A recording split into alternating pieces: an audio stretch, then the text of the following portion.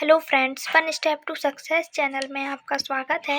आज हम 7th class की ज्योग्राफी का 7th चैप्टर देखेंगे, मानवीय पर्यावरण, बस्ती, परिवहन व संचार। आइए चैप्टर शुरू करते हैं।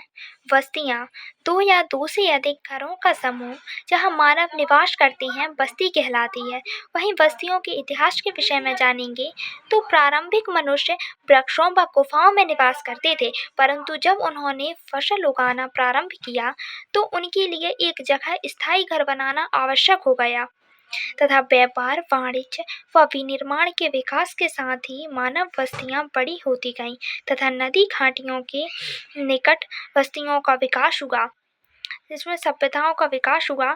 उदाहरण है सिंधु, टिग्रिस, नील व वाग नदी के किनारे सभ्यता का विकास हुआ है। वहीं बसाव के लिए अनुकूल दशाओं की बात करें तो इसके लिए अनुकूल जलवायु, जल की उपलब्धता, उपयुक्त भूमि तथा उपजाऊ मिट्टी की आवश्यकता होती है। इन सभी कारकों के उपस्थित होने पर ही वहाँ निवास संभव हो पाता है। वे स्थान जहाँ भवन व बस्तियां विकसित होती हैं उसे बसाव स्थान कहते हैं। बस्तियों के प्रकार: स्थायी बस्तियां तथा अस्थायी बस्तियां। मानव स्थायी रूप से बसाव के लिए इनका निर्माण करता है तथा जो बस्तियों को कुछ समय के लिए बनाई जाती हैं, जैसे घने जंगलों, गर्म व ठंडे रेगिस्तान, पर्वतों के निवासी अस्थायी बस्तियों में रहते हैं तथा इन्हीं निवासियों द्वारा ऋतु प्रवास भी किया जाता है। बस्तियों के विषय में और ज़्यादा जानकारी हम 12th में देखेंगे। वहाँ बस्तियों के विषय में सारी जानकारी दी गई है, बस्तियों के प्रकार, शहरी जीवन, ग्रामीण जीवन। आगे के नोट्स में हम इस बारे में डिटेल में जानेंगे। वहीं आगे है स्वर्ण चतुर्भुजीय महामार्ग, जो दिल्ली, मुंबई, चेन्नई, कोलकाता को जोड़ता है तथा इसकी लंबाई 5,846 किलोमीटर है। परिवहन: पहिए की खोज ने परिवहन के क्षेत्र में क्रांति ला दी तथा भारत के ग्रामीण क्षेत्रों में गधे, खच्चर, बैल व ऊंट का उपयोग किया जाता था तथा दक्षिण अफ्रीका के एंडीज पर्वत के क्षेत्र में लामा का प्रयोग परिवहन के लिए किया जाता था तथा एंडीज पर्वत विश्व की सबसे लंबी पर्वत श्रृंखला है तथा तिब्बत में परिवहन के लिए याक का प्रयोग किया जाता था। हिमालय पर्वत पर मनाली लेह राजमार्ग विश्व के सबसे ऊंचे सड़क मार्गों में से एक है। वहीं ऋतु प्रवास के विषय में जानेंगे तो लोगों के मौसमी आवागमन को ऋतु प्रवास कहते हैं। जो लोग पशु पालते हैं वे मौसम में परिवर्तन के अनुसार नए चारागाहों की खोज में निकल जाते हैं। वहीं ट्रांस साइबेरियन रेल मार्ग विश्व में सबसे ऊंचा रेल मार्ग है।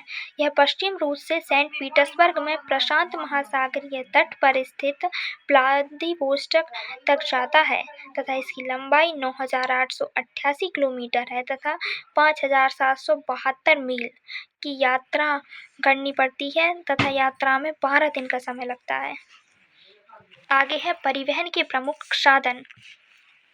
परिवहन के प्रमुख साधन है सड़क मार्ग, जल मार्ग, रेल मार्ग तथा वायु मार्ग। इनके विषय में डिटेल में जानेंगे तो सड़क मार्ग कम दूरी की यातायात के सबसे अधिक उपयोगी मार्ग माना जाता है, जिससे कम दूरी की यात्रा आसानी से की जा सकती है। वहीं भूमिगत सड़क को भूमिगत मार्ग भी कहते हैं।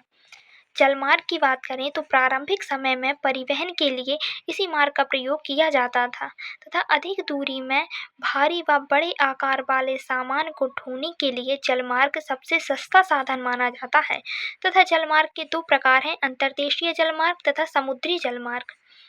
तो अंतर्देशीय जलमार्ग नाव्य नदियों व झीलों का उपयोग अंतर्देशीय जलमार्ग के लिए किया जाता है। उदाहरण के रूप में गंगा, ब्रह्मपुत्र नदी तंत्र, उत्तरी अमेरिका में ग्रेट लेक, अफ्रीका में नील नदी तथा नेशनल वाटरवेज। भारत में इनकी संख्या 1 से 6 है। वहीं रेल मार्ग की बात करें तो तीव्रता से कम खर्च में लोगों का आवागमन होता है।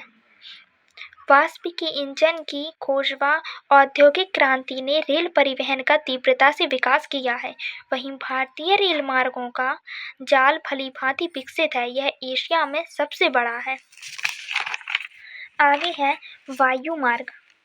20वीं सदी के आरंभ में परिवहन का सबसे तीव्र मार्ग था तथा ईंधन की लागत उचित होने के कारण सर्वाधिक महंगा भी है। कुछ महत्वपूर्ण हवाई पत्तन हैं जिसमें Delhi, Mumbai, New York, London, Paris, Cairo आदि सम्मिलित हैं।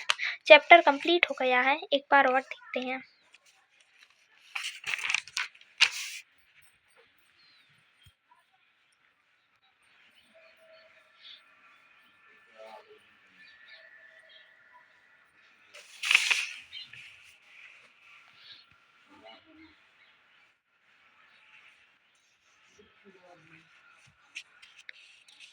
अगले वीडियो में हम नेक्स्ट चैप्टर देखेंगे। यदि आपको वीडियो पसंद आई हो तो वीडियो को लाइक, शेयर और चैनल को सब्सक्राइब करना ना भूलें।